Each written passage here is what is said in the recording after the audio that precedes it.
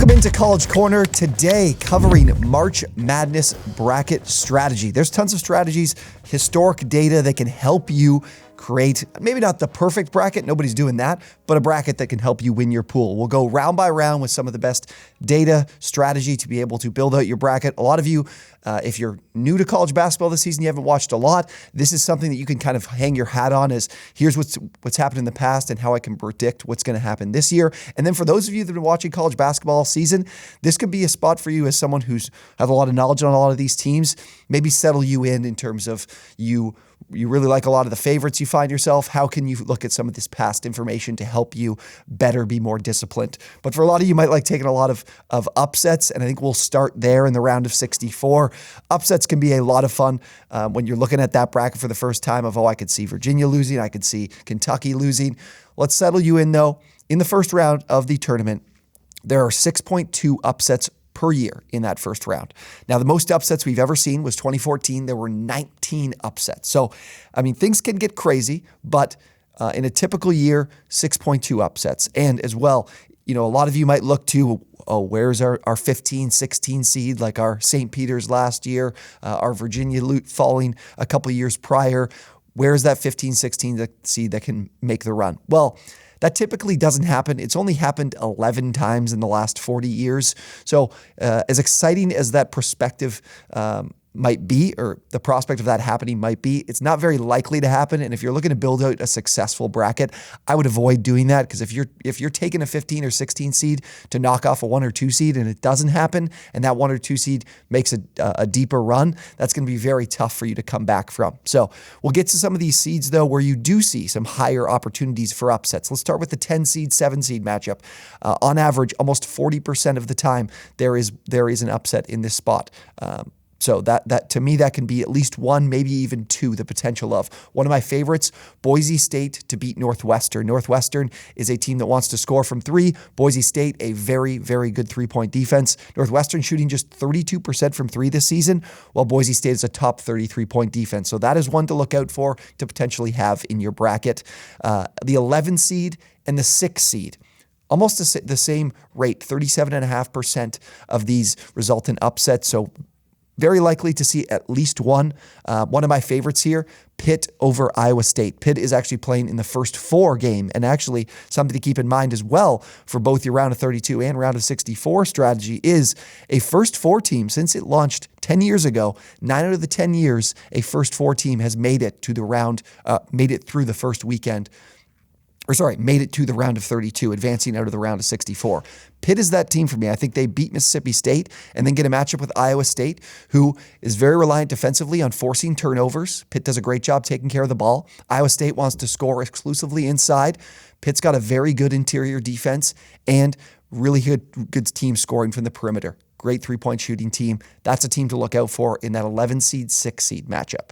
Then we get to the 12-5. That's one of the most popular ones for people to look at. We tend to see a very trendy mid-major team going into a matchup against maybe a middling Power 5 team. That upset has occurred 35.4% of the time. So again, probably going to happen at least once. One of my favorites, Oral Roberts over Duke. We've got the blue blood here that I think could potentially be in some trouble as the 5 seed. Connor Vanover, 7'5" center for the Golden Eagles of Oral Roberts. He can pose some problems for this Duke offense that wants to score with Kyle Filipowski and Mark Mitchell inside. He's a great interior defender. And then if you remember Max Abmas from a couple of years ago when this team made a run, leads a really efficient three-point shooting team. I think they can give Duke some problems. Great one to look at in the 12-5 matchup. And then we'll move to the last one here, which is the 13 seed over the 4 seed. Everything else down here from the 3-14 matchup all the way down is a fair bit lower. I think the 3-14 is like a 15%. This one here, the 13 seed over the 4 seed, 21.5%. So could potentially not be one at all, but more likely than not that there might be one upset here. The one I like to look to is Furman over Virginia. Virginia lost one of their best interior players in Ben Vanderplas to injury, and Furman's a really high-volume three-point shooting team. I think that could be an issue for Virginia. They haven't been great defending the 3. Furman could get hot. Look out for that upset in the 13 seed, 4 seed. Okay, and then the next thing we'll move to here in the round of 32. Paying attention to the round of 32, and that's the second round. of the first weekend of the tournament. A double-digit seed has made the Sweet 16 in 28 of the last 30 years. So that is a very, very high rate. 28 of the last 30 years. Last year, we saw 3 teams make it through the first weekend that were double-digit seeds and into the Sweet 16. In Miami, Iowa State, and St. Peter's. So I mentioned some of the teams that can pull off upsets and get into that second round, into the round of 32. The teams in the round of 32 that I think could potentially win those next ones, who I mentioned, Oral Roberts would get a matchup likely with Tennessee, is how I see it, the bracket breaking down. Tennessee lost Sakai Ziegler to injury. They're a great defense. They're another team that wants to score from 3, but haven't been all that efficient, and missing Ziegler as one of their top players could be a problem against this Oral Roberts team that can get very hot from deep. That's one to look out for. The second one I could look to that we already talked about a bit was Pitt. If they make it through that round of 64 matchup we talked about against Iowa State, Xavier is a team that really struggles to defend from 3. That's the team I see them playing in that round of 32 matchup. And again, Pitt is a great 3-point shooting team, so it could give them some problems. And the other thing we look to in the round of 32 is where we're looking to pull off an upset from one of those top seeds, your 2 seed, your 1 seed. 63% of 2 seeds make it to the second weekend. So that's not a very high rate considering, 1 seeds are almost 85%. All 4 of the 2 seeds have made the Sweet 16 in just 6 of the last 43 years. So there is a 2 seed that is very likely to fall and not make it to the second weekend. The one I would look to, Texas and Texas A&M. Texas is a team that struggles a fair bit on the glass rebounding-wise. A&M is one of the best offensive rebounding teams in the country. I think they were a little bit snubbed here with their seeding to be the 7th seed in this tournament. I definitely expected them to be a lot higher as a team that made it to the conference championship game in the SEC, even beat Alabama to close out the season. That is one to look out for in your 2 seed upset in that first weekend.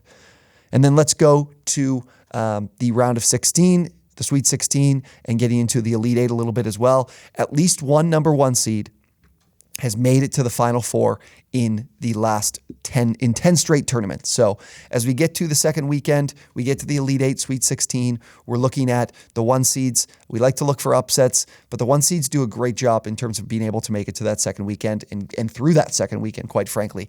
On average, 1.5 1 seeds in the Final Four over the last 10 years. So you're probably going to see at least one number 1 seed make it in the Final Four. Alabama and Houston, to me, are those teams that are the most consistent. They're elite defenses. Purdue and Kansas are not at that same level in terms of how elite these 2 teams are on defense. And of course, Houston and Alabama have some great scoring options as well.